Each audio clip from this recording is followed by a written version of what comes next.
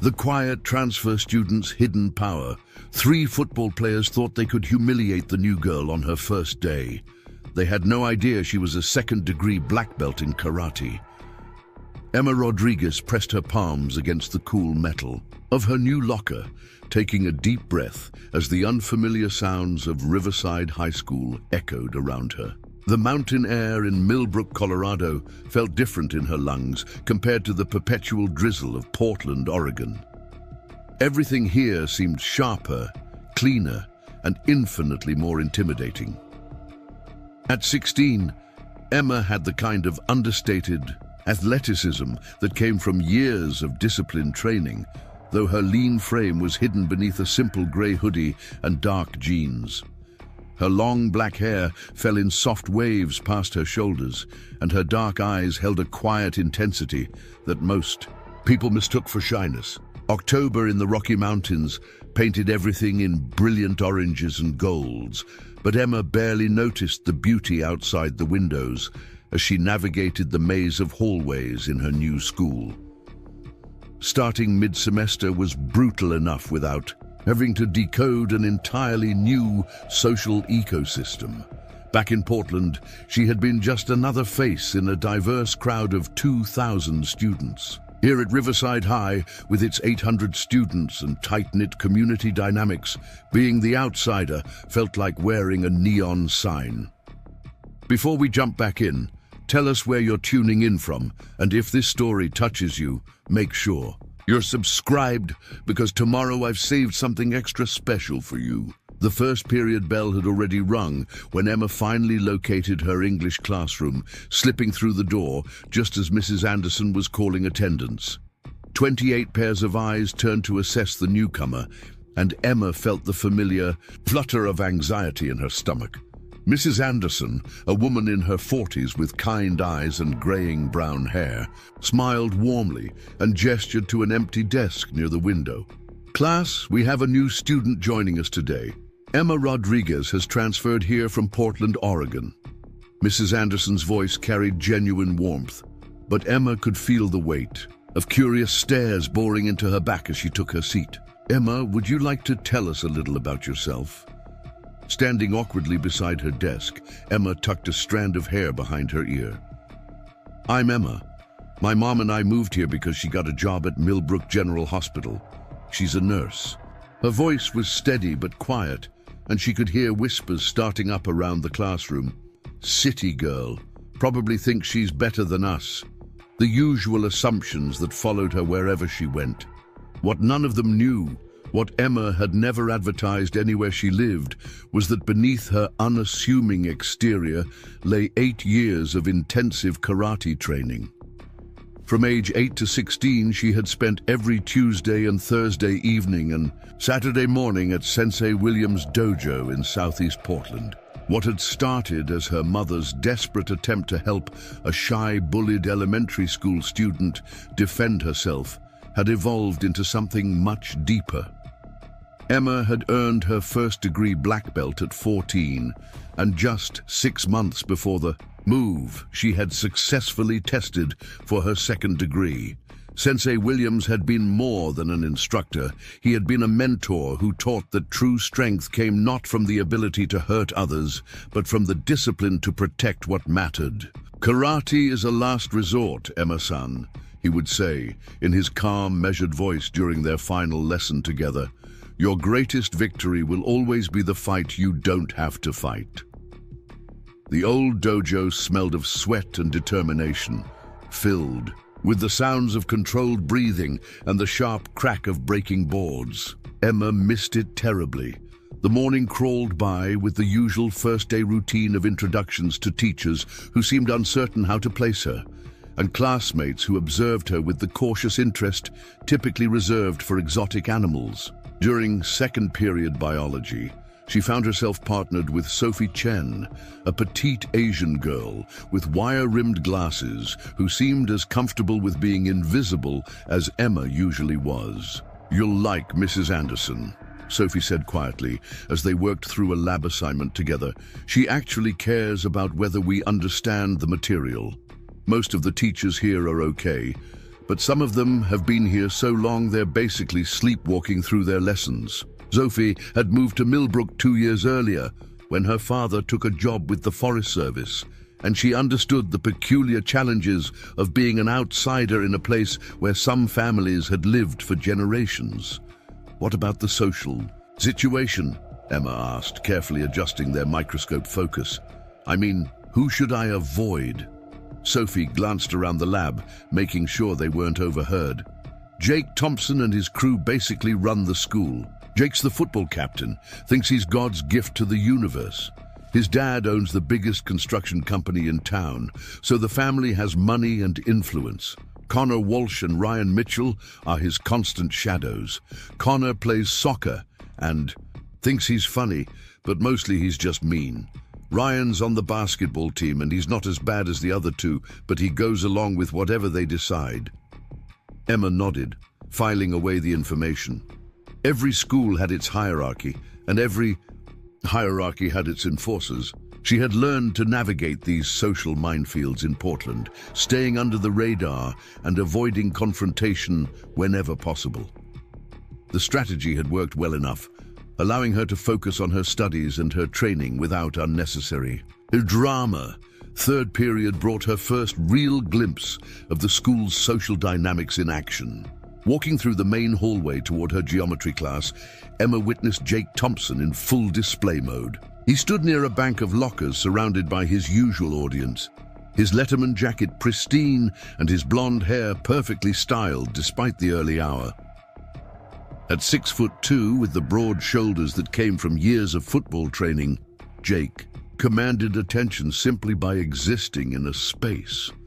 "Did you guys see Martinez's face when coach made him run extra laps yesterday?" Jake was saying, his voice carrying easily over the hallway noise. "I thought he was going to cry right there, on the field. Maybe if he spent less time with his little girlfriend and more time in the weight room, he wouldn't be such a disappointment." Connor Walsh, a wiry redhead with a perpetual smirk, laughed a little too loudly at Jake's comment. "Speaking of disappointments, did you see the new girl? Looks like she shops at thrift stores. Probably can't afford real clothes coming from whatever trailer park she escaped from." Emma's jaw tightened as she realized they were talking about her, but she kept walking, her sneakers silent on the polished linoleum floor. She had dealt with bullies before, had learned through painful experience in elementary school that reacting only gave them more ammunition. Preparing and narrating this story took us a lot of time, so if you are enjoying it, subscribe to our channel. It means a lot to us. Now back to the story. Better to blend into the background and avoid their attention altogether. Ryan Mitchell, the tallest of the three at an even 6 feet, had darker hair and a slightly more thoughtful expression than his companions. "Maybe we should give her a chance," he said, though his voice lacked conviction. "She hasn't done anything to us." "Hasn't done anything yet," Jake corrected, his blue eyes scanning the hallway with the predatory focus of someone accustomed to being the apex predator in his environment. "But mark my words, these outsiders always think they're better than us locals. She'll start talking about how much cooler Portland is, how backward we all are here in the mountains. They always do." Emma made it to geometry class without further incident, but she could feel the weight of being watched, assessed, and already judged. Her teacher, Mr. Peterson, was an elderly man who seemed more interested in his coffee than in learning his students' names, which suited Emma fine. She preferred anonymity to unwanted attention. Lunch period arrived with all the chaos typical of high school cafeterias everywhere. Riverside High's cafeteria was a study in social geography, with clearly defined territories marked by invisible but rigid boundaries. The football players commanded the center tables, their letter jackets and easy confidence marking them as the undisputed royalty of the school ecosystem. Cheerleaders clustered at nearby tables, their perfectly coordinated outfits and animated conversations creating a barrier between the elite and everyone else. Emma grabbed a turkey sandwich and a bottle of water, scanning the room for somewhere to sit that wouldn't attract attention. She spotted Sophie Chen at a table near the windows, sitting alone with a book propped open beside her lunch tray. Sophie looked up as Emma approached, offering a small smile of welcome. "Mind if I sit here?" Emma asked, though she was already settling into the empty chair across from Sophie. "Please do. I was starting to feel like a crazy person eating lunch with only my chemistry textbook for company." Sophie closed her book and pushed it aside. "How's your first day going so far?" "About what I expected," Emma replied, unwrapping her sandwich. "New school, new faces, same basic dynamics as everywhere else. The popular kids rule the center of the room. Everyone else fills in around the edges according to their place in the hierarchy." Sophie nodded, glancing over at the football table where Jake Thompson was holding court. "Pretty much. Jake and his friends have been the kings of this place since freshman year. Most people either worship them or stay out of their way. I've found that keeping a low profile works best." Emma was about to respond when a commotion erupted from the direction of the football table. Jake had stood up, his chair scraping against the floor, and was pointing toward a table of younger students near the lunch line. "Hey, freshman!" His voice boomed across the cafeteria. "Yeah, you with the glasses. Did you just take a picture of me?" A scrawny boy, who couldn't have been more than 14, was frantically shaking his head, his face red with embarrassment as every eye in the cafeteria turned toward him. No, I was just texting my mom," he stammered, holding up his phone with shaking hands. "Let me see that phone," Jake demanded, striding over to the freshman's table with Connor and Ryan flanking him. The cafeteria had gone completely silent, the usual chatter replaced by the electric tension that preceded either entertainment or disaster, depending on your perspective. Emma watched the scene unfold with growing unease. The freshman boy looked terrified as Jake snatched his phone away, scrolling through it with theatrical suspicion. "What's this? A text to mommy saying the football players are being mean to you." Jake's voice dripped with mock concern. "Maybe you should tell mommy to pack you a different lunch. This cafeteria food might be too advanced for little boys who can't handle high school." Connor laughed and grabbed the boy's lunch tray, lifting it above his head. "Oops," he said with exaggerated clumsiness, then let the tray slip from his fingers. It clattered to the floor, sending the freshman's lunch scattering across the linoleum in a mess of spilled milk and scattered food. Emma's hands clenched into fists under the table. She could feel the familiar surge of righteous anger that her sensei had taught her to recognize and control. This was exactly the kind of situation Sensei Williams had prepared her for, but it was also exactly the kind of situation her mother had begged her to avoid. "Please, mija," Maria Rodriguez had said during their last heart-to-heart conversation. Before the move, "I know you can take care of yourself, but sometimes the best way to take care of yourself is to not get involved. We need this fresh start." The freshman boy was on his hands and knees, trying to clean up his ruined lunch while fighting back tears. Other students watched with a mixture of sympathy and relief that they weren't the target. A few teachers were visible at the edges of the cafeteria, but they seemed to be looking anywhere except at the unfolding drama. "Next time, maybe think twice before you point that camera at people who are out of your league," Jake said, tossing the boy's phone back to him with deliberate carelessness. It bounced once on the table before clattering to the floor, the screen cracking on impact. Emma closed her eyes for a moment, taking the deep, centering breath that Sensei Williams had drilled into her during thousands of hours of training. When she opened them, Sophie was looking at her with concern. "You okay?" Sophie whispered. "You look like you're about to explode." "I'm fine," Emma replied, though her voice was tight with controlled emotion. "Just not used to seeing that kind of thing happen without consequences."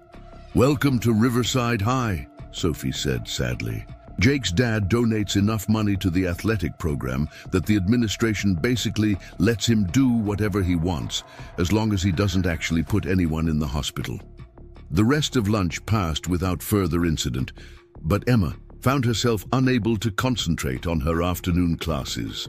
The image of the terrified freshman boy cleaning up his scattered lunch kept replaying in her mind, along with the sound of his phone screen cracking against the cafeteria floor.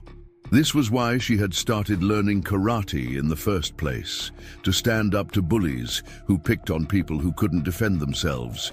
But this wasn't Portland, where she could afford to make enemies and still blend into a crowd of thousands. This was Millbrook, population 15,000, where everyone knew everyone else's business, and her mother's new job depended on them building a reputation as reliable, drama-free residents. Emma had promised her mother she would keep her head down, focus on her studies, and avoid the kind of trouble that had occasionally found her in Portland when her sense of justice overrode her sense of self-preservation.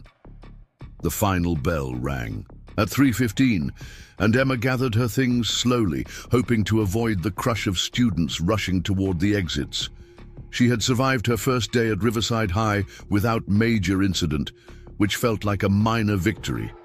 Tomorrow would bring the same challenges, but at least the unknown quantity of her new environment was becoming slightly more familiar. She was walking toward the student parking lot, where her mother would pick her up, when she heard the voices coming from around the corner of the gymnasium building. Emma recognized Jake Thompson's distinctive laugh immediately, followed by Connor Walsh's higher-pitched snicker. Something in their tone made her pause, pressing herself against the brick wall and listening carefully. "Did you see the way she was looking at us during lunch?" Jake was saying. "Like she thought she was better than us or something. Classic city girl attitude." "She was probably thinking about how much more sophisticated Portland is," Connor added. "You know how these outsiders are. They come to our town and immediately start judging us like we're a bunch of backwards mountain people. Maybe we should give her a proper Riverside High welcome." Ryan's voice carried a note of uncertainty, as if he wasn't entirely comfortable with whatever Jake was suggesting. "You know, help her understand how things work around here." Emma's blood ran cold. She had heard this type of conversation before, usually right before someone's life got significantly more complicated. Every instinct told her to walk away, to pretend she hadn't heard anything, and hope that whatever they were planning would blow over. But her feet seemed rooted to the sidewalk as Jake continued talking. "I'm thinking something public," Jake said, his voice taking on the calculated tone of someone planning a campaign. "Something that puts her in her place, without crossing any lines that would get us in real trouble. We want to teach her a lesson, not end up in the principal's office." "What did you have in mind?" Connor asked, and Emma could hear the eager anticipation in his voice. "You'll see," Jake replied. "Tomorrow morning, first thing. Make sure you're both in the courtyard before first period. This is going to be good." Emma heard their footsteps moving away from the building, and she waited until she was certain they were gone before stepping out from behind the wall. Her heart was pounding, and she could feel the familiar mixture of anger and determination that had gotten her into trouble more than once in Portland. Whatever Jake Thompson was planning, she was now forewarned. The question was whether that would be enough to help her avoid whatever trap he was setting. Walking toward the parking lot where her mother's old Honda waited, Emma reflected on Sensei Williams' final lesson before she left Portland. True strength, Emma-san, is not about defeating your opponent. True strength is about choosing your battles wisely, protecting those who cannot protect themselves, and never using your skills for anything other than justice. Remember that the greatest victory is often the fight you never have to fight. Tomorrow, Emma thought as she climbed into the passenger seat of her mother's car, she would find out whether her sensei's wisdom would be enough to navigate the social minefield of Riverside High School. But deep in her heart, she suspected that her 8 years of training were about to be put to the ultimate test.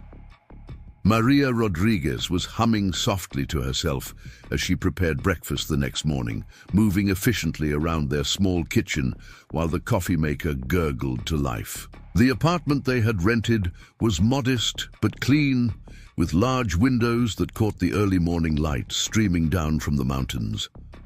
After months of 12-hour shifts at Portland General, the regular day schedule at Millbrook General Hospital felt like a luxury, even if the pay was slightly less than what she had been making in the city. "How did you sleep, Mija?"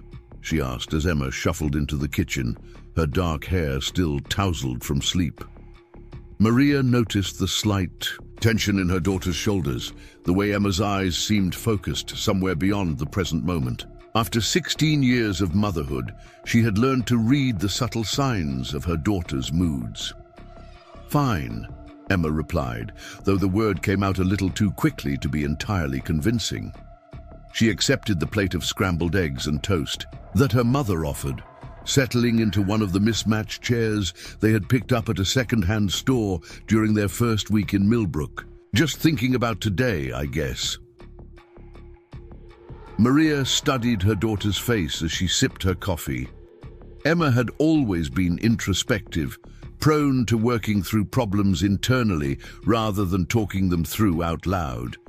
It was a trait that had served her well during their difficult years after Emma's father left, but it also meant that Maria sometimes had to work harder to understand what was troubling her only child. "Second days are often harder than first days," Maria observed gently. "The novelty has worn off, but you haven't quite found your rhythm yet. It's normal to feel unsettled." She sat down across from Emma, cradling her coffee mug in both hands. "Did something specific happen yesterday that's bothering you?" Emma considered telling her mother about the incident in the cafeteria, about the terrified freshman boy and his broken phone, about the conversation she had overheard behind the gymnasium. But she could see the hope in Maria's eyes, the careful optimism of a woman who had sacrificed considerably to give them both a fresh start. Her mother had left behind friends, familiar routines, and a network of colleagues she trusted, all for the promise of better opportunities in a place where they could build something new together. "Nothing happened," Emma said finally, "just adjusting to the different pace, the smaller school environment. Everyone seems to know everyone else, and I'm still figuring out how to fit in." It wasn't exactly a lie, but it wasn't the complete truth either. She took a bite of eggs, chewing slowly while her mother watched her with the patient attention of someone who knew when to push for more information and when to let things develop naturally. The drive to school took them through downtown Millbrook, past the hardware store where Emma had seen Jake Thompson's father loading lumber into a massive pickup truck, past the diner where many of the high school students gathered after football games, past the small park where families brought their children to play on the outdated but well-maintained equipment. It was the kind of place where people waved to each other from their cars, where the bank president knew the names of everyone who worked at the grocery store, where 3 generations of the same family might attend the same church every Sunday. "I like it here," Maria said as they passed the hospital where she worked, a modern building that stood out among the older architecture of the downtown area. "The people are genuine, and there's something peaceful about being able to see the mountains from everywhere you go. I think we're going to be happy here, Emma." Emma nodded, managing a smile that felt almost genuine. She wanted to share her mother's optimism, wanted to believe that Millbrook could become the sanctuary that Maria envisioned. But the conversation she had overheard the previous afternoon echoed in her mind, along with the memory of Jake Thompson's calculating expression as he planned whatever humiliation he intended to inflict on her. The student parking lot was busier than it had been the day before, filled with the usual collection of hand-me-down sedans, carefully maintained pickup trucks, and the occasional luxury vehicle that marked its owner as part of Millbrook's small but influential upper class. Emma spotted Jake's pristine black Jeep immediately, parked in a spot that seemed designed to maximize its visibility to anyone entering or leaving the building. "Have a good day, Mija," Maria said as Emma gathered her backpack. "Remember, if you need anything, you can always call me at the hospital. I'm only 10 minutes away." Emma kissed her mother's cheek and climbed out of the Honda, watching as Maria drove away with a cheerful wave. The morning air was crisp and clean, carrying the scent of pine trees and the promise of the first snow that would arrive within a few weeks. Under different circumstances, Emma might have appreciated the beauty of her surroundings, but today the mountains seemed to loom over the school like silent witnesses to whatever drama was about to unfold. The hallways were more crowded than they had been during her arrival the previous morning, filled with students catching up on homework, gossiping about weekend plans, and generally preparing for another day of academic and social navigation. Emma made her way to her locker, hyper-aware of the voices and movements around her. She had learned in Portland to trust her instincts, and every instinct she possessed was currently screaming that something was wrong. Sophie Chen appeared at Emma's elbow as she was organizing her books for the morning's classes.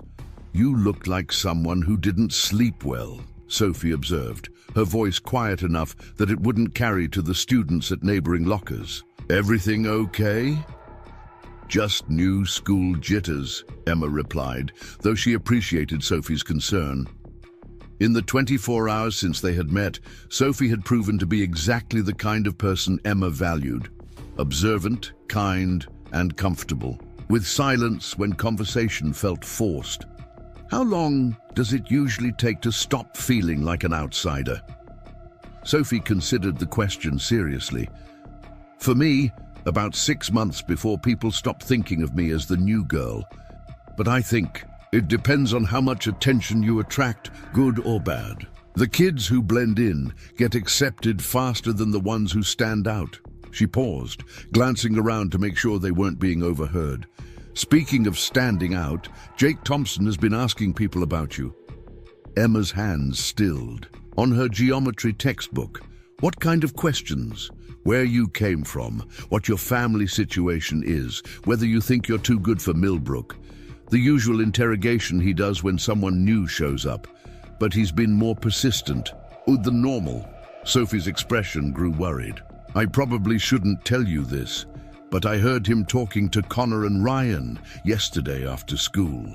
Something about teaching you the local customs." The warning bell rang before Emma could respond, and students began moving toward their first period classrooms with the reluctant energy of teenagers facing another day of mandatory education.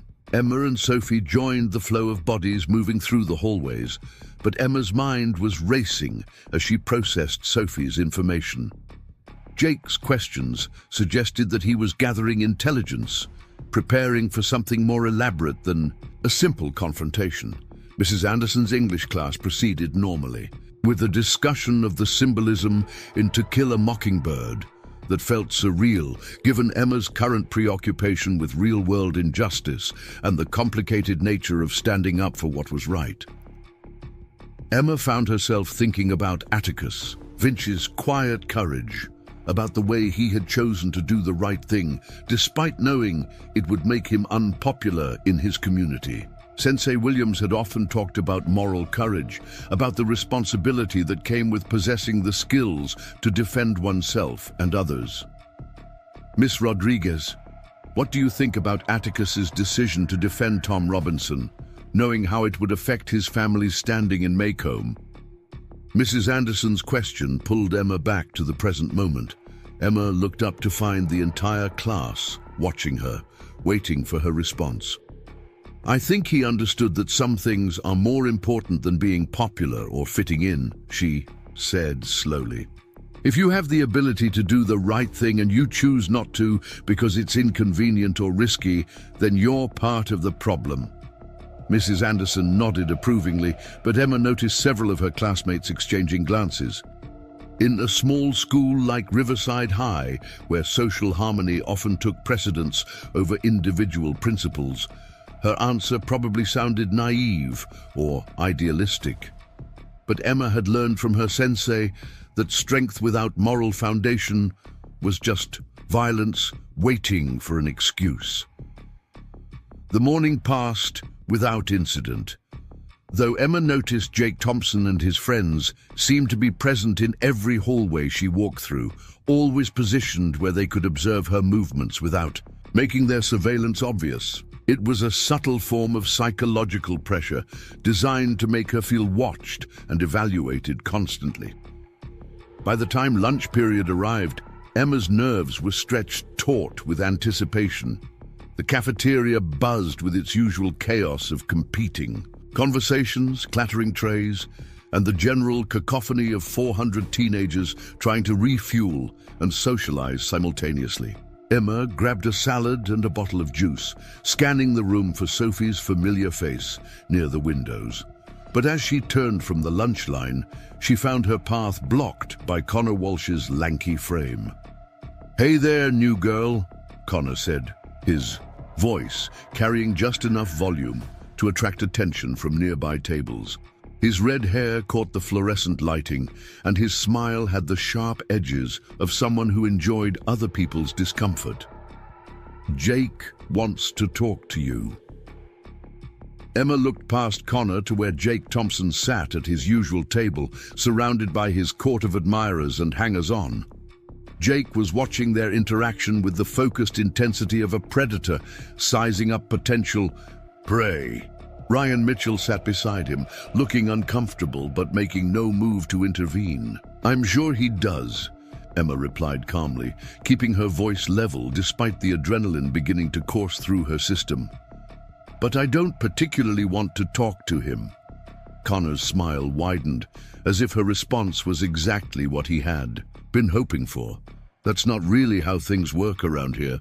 When Jake Thompson wants to talk to you, you go talk to Jake Thompson. It's just good manners." The conversations at nearby tables had begun to die down as students sensed the potential for drama. Emma could feel dozens of eyes watching the interaction, waiting to see how the new girl would handle her first real confrontation with the school's established hierarchy.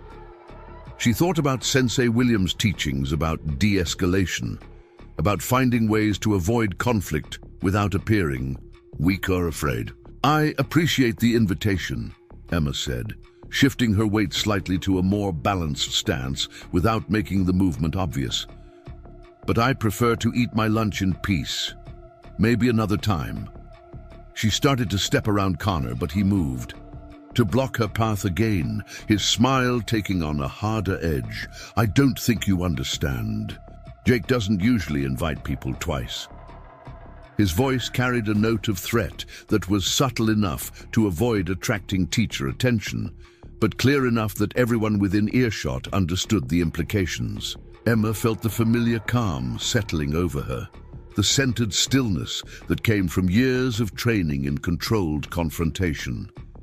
Her sensei had taught her to recognize the moments when violence became inevitable, when all attempts at peaceful resolution had been exhausted. But she also knew that those moments were rarer than most people believed, that patience and strategic thinking could often find solutions that brute force could not. "Connor, is it?" Emma asked, as if they were having a perfectly normal conversation. "I'm going to walk around you now and sit with my friend. If you choose to make this into something bigger than it needs to be, that's your decision. But I'm not looking for trouble with anyone." For a moment, Connor seemed uncertain, as if her calm response had thrown off whatever script he had prepared. But then Jake's voice carried across the cafeteria, loud enough for half the room to hear. "Connor, bring our new friend over here. I think it's time we all got properly acquainted." The direct command from Jake seemed to restore Connor's confidence. He grabbed Emma's arm just above the elbow, not hard enough to cause pain, but firmly enough to make his intentions clear. "Come on, Portland. Time to learn how we do things in Colorado." Emma looked down at Connor's hand on her arm, then back, up at his face. In that moment, she felt the weight of 8 years of training, of countless hours spent learning not just how to fight, but when fighting was justified. Sensei Williams had been very clear about the circumstances that warranted physical response. Immediate danger to yourself or others, no possibility of escape or de-escalation, and the certainty that your opponent had committed to violence regardless of your actions. Connor's grip tightened as he began to pull her toward Jake's table, and Emma made her decision. In one smooth motion, she twisted her arm in the direction of Connor's thumb, the weakest part of his grip, while simultaneously stepping slightly to the side. The technique was so basic that she had learned it in her first month of training, but executed properly, it was completely unstoppable. Connor found himself holding empty air as Emma freed herself effortlessly, his momentum carrying him forward slightly as he tried to process what had just happened. The entire cafeteria had gone silent, 400 students watching in fascination, as the quiet transfer student demonstrated that she was not as helpless as she appeared. "Like I said," Emma continued in the same calm tone, as if nothing had happened, "I prefer to eat my lunch in peace."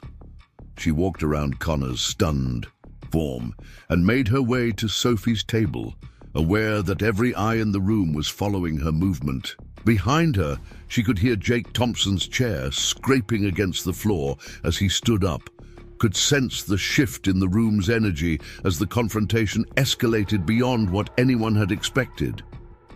"That was either very brave or very stupid," Sophie whispered as Emma sat down across from her. "Jake doesn't like being embarrassed in front of an audience." Emma unwrapped her salad with steady hands, though her heart was racing. Sometimes there's not much difference between brave and stupid. You just have to hope you can tell which one you're being while you're doing it. The rest of lunch passed in tense quiet, with Jake and his friends having an intense conversation at their table, while throwing periodic glances in Emma's direction. By the time the bell rang for fifth period, Emma knew that whatever Jake had been planning for her welcome to Riverside High had just become significantly more complicated. Walking through the hallways toward her next class, Emma reflected on the irony of her situation. She had spent the last 8 years learning to defend herself and others, had trained her body and mind to respond effectively to exactly the kind of situation she now found herself in. But she had also promised her mother to avoid trouble, to keep her head down and focus on building a new life in Millbrook. The problem was that trouble seemed determined to find her, regardless of her intentions. And as she had learned from both her sensei and her own experience, sometimes the only way to truly avoid a fight was to demonstrate that you were prepared to win one. The afternoon classes crawled by with the peculiar tension that follows a public confrontation, when everyone knows that the initial skirmish was just the opening move in a larger conflict. Emma tried to focus on her chemistry equations and her Spanish vocabulary, but part of her mind remained alert for any sign that Jake Thompson was escalating his campaign against her. It wasn't until the final bell rang and students began streaming toward the exits that Emma realized Jake's real plan. As she walked toward the student parking lot where her mother would pick her up, she noticed that her usual route was blocked by a small crowd of students gathered in the courtyard between the main building and the gymnasium. The crowd seemed focused on something happening in the center of the group, and Emma could hear Jake Thompson's voice rising above the general murmur of conversation. Against her better judgment, Emma found herself drawn toward the gathering, her curiosity overriding her instinct to avoid whatever drama was unfolding. As she got closer, she could see that Jake and his friends had cornered someone against the brick wall of the building, someone smaller than them who seemed to be trying to back away from the confrontation. Emma's blood ran cold as she recognized the scrawny freshman boy from the previous day's cafeteria incident, the same kid whose lunch had been destroyed and whose phone had been broken. He looked even more terrified today, if that was possible, and Emma could see that his hands were shaking as Jake loomed over him. "I heard you've been telling people that I'm a bully," Jake was saying, his voice carrying easily to the gathered students. "That's a pretty serious accusation, freshman. Makes me wonder if maybe you need another lesson in how things work around here." Emma pushed through the crowd until she had a clear view of what was happening. The freshman boy was pressed against the wall, looking like he wished he could disappear entirely. Several students had their phones out, obviously recording whatever was about to happen. Teachers were noticeably absent from the courtyard, probably dealing with the usual end-of-day chaos inside the building. "I didn't tell anyone anything," the boy stammered, his voice barely audible above the murmur of the crowd. "I just want to go home." "Lee, see, that's the problem," Connor Walsh chimed in, positioning himself to block any potential escape route. "You're not acting grateful for the lessons we've been teaching you. Maybe we need to try a different approach." Emma watched Jake's face, saw the calculating expression she was beginning to recognize as his planning mode. This wasn't random bullying. This was a carefully orchestrated performance designed to send a message to the entire school about what happened to people who didn't show proper respect to the established hierarchy. But as Emma observed the scene, she realized that the freshman boy wasn't the only target of Jake's demonstration. Jake's eyes kept flicking toward her position in the crowd, gauging her reaction to what was happening. This whole confrontation was as much about testing her as it was about intimidating the younger student. "You know what I think?" Jake continued, his voice taking on the tone of someone who was enjoying himself. "I think you need to learn some respect, and I think our new friend from Portland needs to see how we handle troublemakers in Millbrook."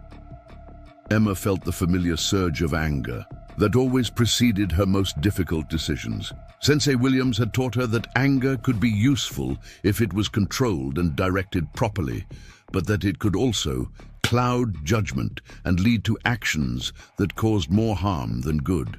The question was whether this situation warranted the risk of revealing her capabilities, of abandoning the low profile she had tried to maintain. As Jake stepped closer to the terrified freshman, Emma made her choice. Some things were more important than staying out of trouble. The autumn air in the courtyard felt electric with tension as Emma watched Jake Thompson close the distance between himself and the trembling freshman. The circle of students had grown larger, drawn by the magnetic pull of potential conflict that seemed to override any sense of moral obligation to intervene. Most of them held their phones at the ready, preparing to capture whatever humiliation Jake had planned for his latest victim. Emma recognized the expression on Jake's face from her years of training with Sensei Williams. It was the look of someone who had already decided to commit to violence, who was now simply choosing the method and timing of their attack. The freshman boy seemed to sense it too, pressing himself flatter against the brick wall as if he could somehow disappear into the mortar between the stones. "Last chance, freshman," Jake said, his voice carrying the false reasonableness of someone who had already made up his mind. "Apologize for spreading lies about me, and maybe this doesn't have to get ugly." The boy's voice cracked as he tried to respond. I'm sorry, I didn't mean to cause any trouble. Please just let me go home." Connor Walsh laughed, the sound sharp and cruel in the afternoon air. "Too late for sorry. Should have thought about that before you started running your mouth." He glanced over at Emma, making sure she was watching, then back at Jake with an expression of eager anticipation.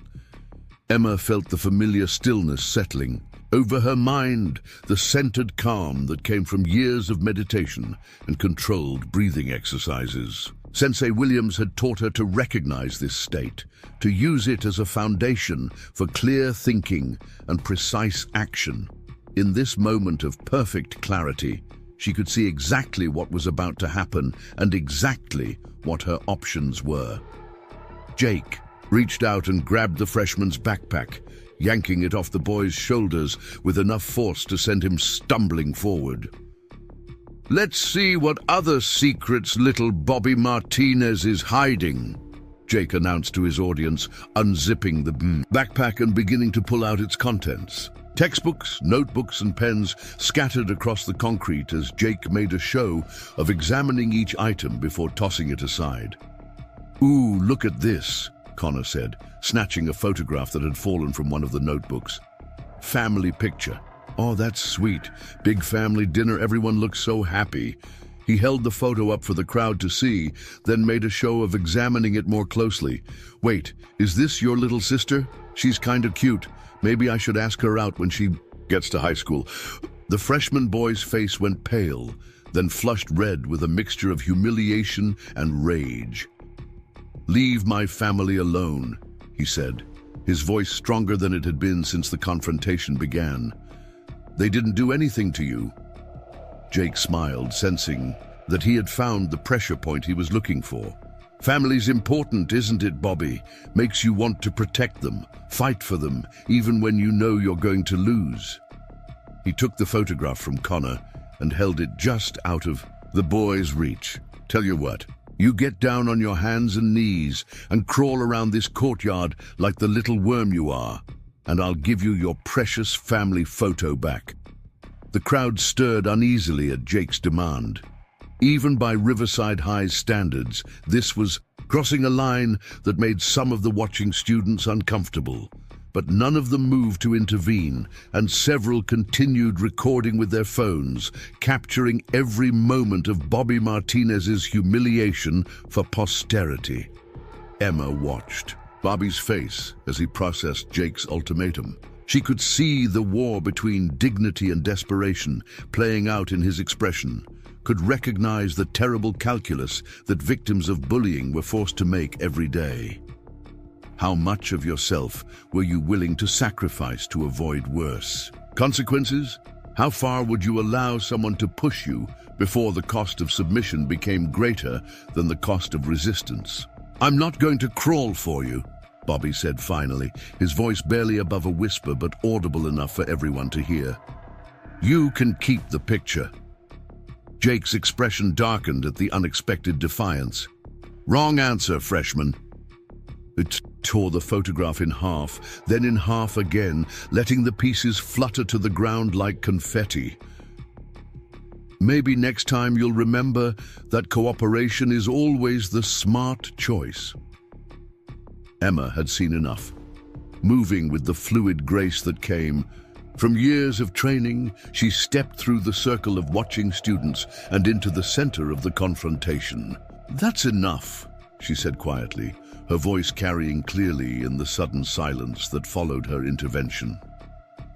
Jake turned to face her, his expression shifting from surprise to calculation to something that might have been pleasure. Well, look who decided to join the party. I was wondering when you'd work up the courage to get involved." Emma ignored Jake's taunt, instead kneeling to help Bobby gather the scattered contents of his backpack. The boy looked at her with a mixture of gratitude and fear, clearly torn between relief at having someone come to his aid and terror at the thought of what Jake might do to both of them now.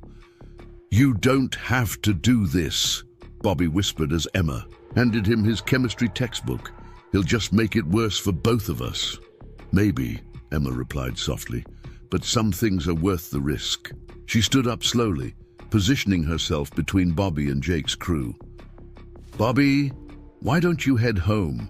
I think this conversation is over." Connor Walsh stepped forward, blocking Bobby's path to the parking lot. "Nobody said you could leave. Freshman, we're not done with our little chat." Emma turned to face Connor, her dark eyes steady and calm. "Yes, you are. Bobby's going home now, and you're going to let him go."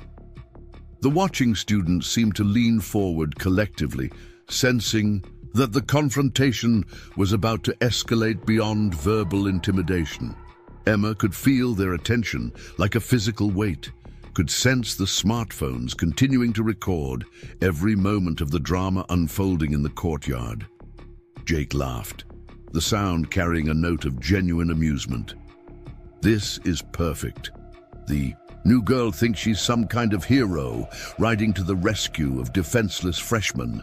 Tell me, Portland, what exactly do you think you're going to do if we decide we're not finished here? Emma met Jake's gaze steadily, remembering Sensei Williams's teachings about the importance of projecting confidence even in the face of superior numbers. I'm going to ask you politely to let Bobby go home to his family. After that, if you want to continue this conversation, we can do it without involving him. Ryan Mitchell shifted uncomfortably, glancing between Jake and Emma with an expression that suggested he was beginning to have second thoughts about whatever they had planned. Maybe we should just let it go, Jake. We made our point. Jake's expression hardened as he registered what he probably interpreted as disloyalty from one of his closest followers. Our point isn't made until I say it's made, Ryan. And right. Now I'm thinking our new friend needs to learn the same lesson as Bobby here. Connor grinned and cracked his knuckles, obviously relishing the prospect of physical confrontation. Should have minded your own business, Portland. Now you get to find out what happens to people who don't understand how things work in Millbrook. Emma felt the familiar surge of adrenaline that preceded combat, but her mind remained perfectly clear and focused. 8 years of training had taught her to use fear and excitement as fuel rather than distraction, to channel the energy of confrontation into precise action and strategic thinking. Bobby, she said without taking her eyes off Jake, start walking toward the parking lot. Don't run, don't look back, just walk. The freshman boy hesitated for a moment, then began moving slowly toward the edge of the courtyard. Connor started to intercept him, but Emma shifted slightly, placing herself more directly in Connor's path. Your problem is with me now, Emma said calmly. Let him go. Jake's smile widened as he recognized that Emma had just committed herself to a confrontation she couldn't avoid. You know what? I like you, Portland. You've got guts, even if you don't have much sense. Tell you what, I'll make you the same. Deal, I offered Bobby. Get down on your hands and knees, crawl around this courtyard a few times, and we'll call it even. The watching students stirred at Jake's proposal, some of them looking uncomfortable with the escalating cruelty of the situation.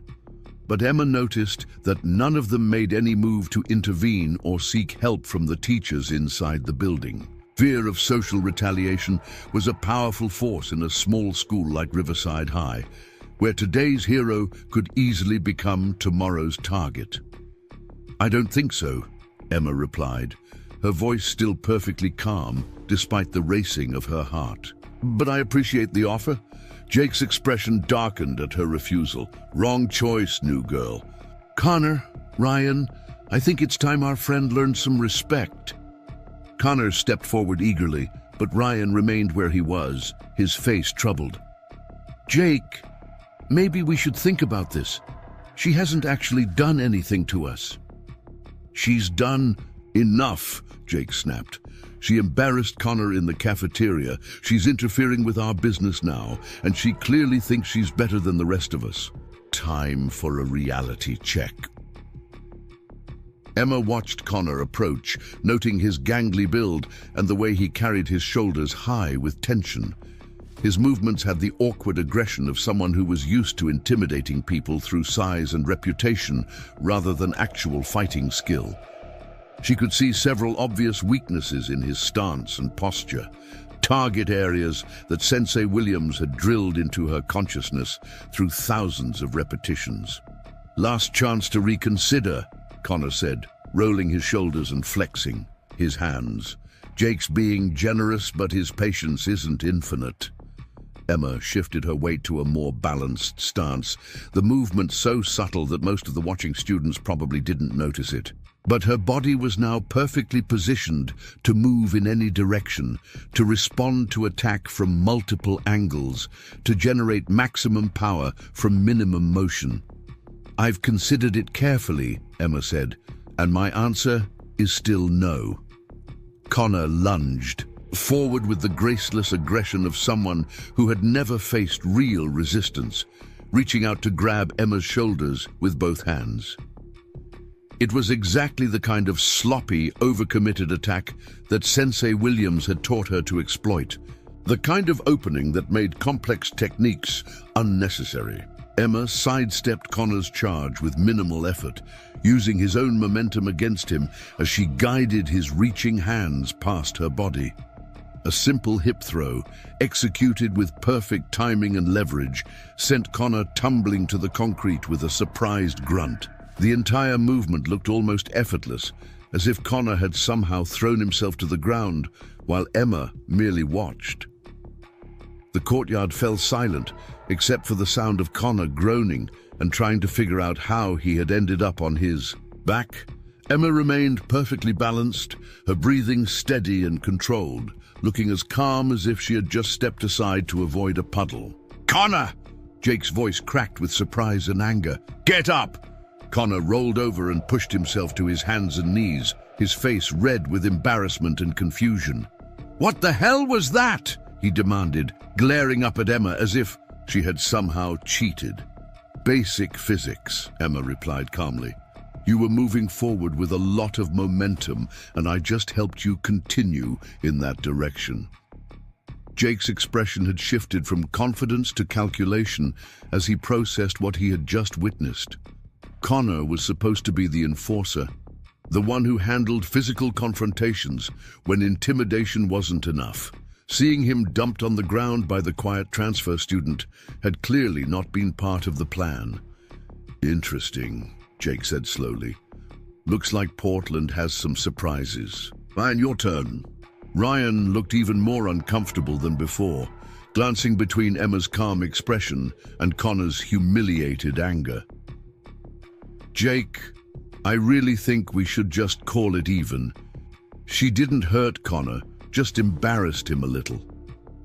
"Ryan, your voice carried a note of warning that suggested their friendship would not survive any further displays of reluctance. "Handle this. Now." Ryan sighed and stepped forward, his movements reluctant but determined. Unlike Connor's wild charge, Ryan approached more cautiously, his basketball player's reflexes keeping him balanced and ready to react. Emma could see that he had at least some experience with physical confrontation, enough to recognize that she was more dangerous than she appeared. "I don't want to hurt you," Ryan said as he closed the distance between them. "But Jake's right about one thing. You can't just come to our school and think you can change the way things work." Emma studied Ryan's approach, noting the way he kept his hands up and his feet positioned for quick movement. He was clearly more skilled than Connor, but his heart wasn't in the fight. That hesitation would be his weakness, the moment of doubt that would create the opening she needed. "I'm not trying to change anything," Emma replied. "I just want people to be able to go to school without being afraid." Ryan shook his head sadly. "That's not how the world works. There are always people like Jake, and there are always people like Bobby. The best you can do is figure out which side you're on and hope you chose correctly." He moved forward with careful precision, reaching for Emma's wrist in what looked like an attempt to control her movement without causing injury. It was a more thoughtful approach than Connor's wild charge, but it still relied on the assumption that Emma would be passive or frightened in the face of physical confrontation. Emma allowed Ryan to make contact with her wrist, then demonstrated why 8 years of martial arts training made such assumptions dangerous. Using the connection he had created, she stepped in close and executed a simple arm drag that spun Ryan off balance and left him stumbling past her. A gentle push between his shoulder blades sent him